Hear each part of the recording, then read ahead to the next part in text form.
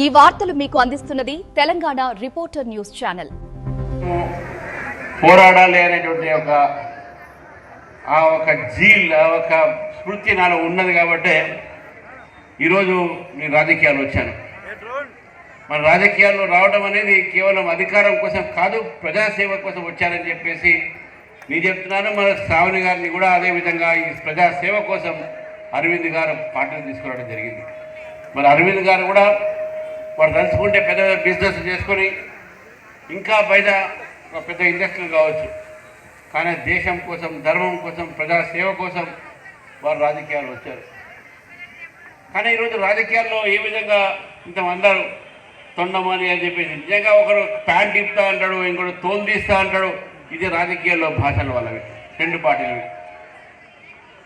2 సంవత్సరాలు అయింది, 2.5 సంవత్సరాలు అయిపోయింది. వచ్చిన రోజే రేవంత్ రెడ్డి గారు ఏమన్నారంటే, నేను 100 రోజుల్లోనే వీళ్ళకు జైలుకి పంపిస్తానని చెప్పారు. డబుల్ బెడ్రూమ్ కట్టిస్తాను కేసీఆర్ గారికి జైల్లో. మరి ఇంద్రమ్మ ఇల్లు కట్టినా బాబు, ఇప్పుడైనా కట్టియండి. ఫోన్ ట్యాపింగ్ కేసు అయింది. ఆ ఫోన్ ట్యాపింగ్ కేసు అయిన తర్వాత ఇంకా ఎందుకు అరెస్ట్ చేయట్లేదు? ఇన్స్పెక్టర్ని అరెస్ట్ చేశారు, ఏసీపీని అరెస్ట్ చేశారు, ఐజీని పిలిపించి మాట్లాడారు. కానీ 2 సంవత్సరాలు చిన్నగా నత్తి నడకతోని ఈరోజు వాళ్ళని విచారిస్తున్నారంటే, రోజుకో పిలుస్తారు, విచారిస్తారు, పంపిస్తారు. టీవీలలో వస్తాయి, ఫోటోలు వస్తాయి. వాళ్ళు కూడా ప్రజల ముందు వచ్చి, టీవీల ముందు వచ్చి దండం పెట్టుకుంటూ ఏదో ఫ్రీడమ్ ఫైటర్గా వచ్చి బాగా చేస్తూ ఉంటారు. అదేదైనా ప్రజాసేవలో పోయారా పోలీస్ స్టేషన్ వాళ్ళు? ప్రజాసేవ కోసం పోలే. ఈ రాష్ట్రాన్ని ద్రోహం చేసి, ఈ రాష్ట్ర ప్రజలకు ద్రోహం చేసి ఈరోజు పోలీస్ స్టేషన్ చుట్టూ తిరుగుతూ ఉంటే అదేదో పెద్ద ఘనకార్యంలానే ముగ్గురు తండ్రి, కొడుకు, బాబు తిరుగుతూ ఉన్నారు. ఈ యొక్క తెలంగాణలో ఉన్నటువంటి కాంగ్రెస్ ప్రభుత్వాన్ని అడుగుతా ఉన్నాను, మీరు ఇంతవరకు ఎందుకు అరెస్ట్ చేయలేదంటే అది కారణం ఏముండొచ్చు? నాకు నేను అడ్వకేట్ చెప్తా ఉన్నాడు, ఏం లేదన్నా ఆ మధ్య నోటుకు ఓటు కేసులో రేవంత్ రెడ్డి గారు జైల్లో ఉన్నాడు. బయటకు వచ్చిన తర్వాత ఇద్దరి మధ్యన సంధి.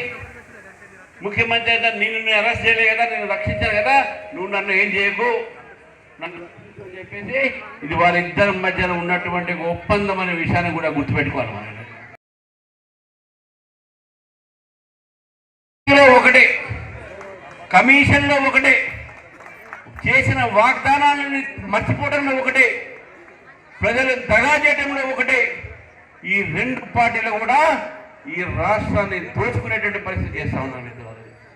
కానీ నరేంద్ర మోదీ గారి ప్రభుత్వం కేంద్రంలో 12 సంవత్సరాల్లో మన తెలంగాణకు 12 లక్షల కోట్ల రూపాయలు ఈరోజు తెలంగాణకు ఇవ్వడం జరిగింది. ఈరోజు తెలంగాణలో అభివృద్ధి మనం చూస్తున్నామంటే అది కేవలం నరేంద్ర మోదీ గారు చేపట్టే. జాతీయ రహదారులు కానివ్వండి, గ్రామీణ ప్రాంతంలో ప్రధానమంత్రి సడక్ యోజన కానివ్వండి, లేకుంటే మున్సిపాలిటీస్ అమృత పథకాలు కానివ్వండి, స్మార్ట్ సిటీలు కానివ్వండి, లేకుంటే మీకు వచ్చేటటువంటి ఒక 5 కిలోల ఉచిత బియ్యం కూడా నరేంద్ర మోదీ గారు ఇచ్చిన విషయాన్ని మనం మీకు అందిస్తున్నది తెలంగాణ రిపోర్టర్ న్యూస్ ఛానల్.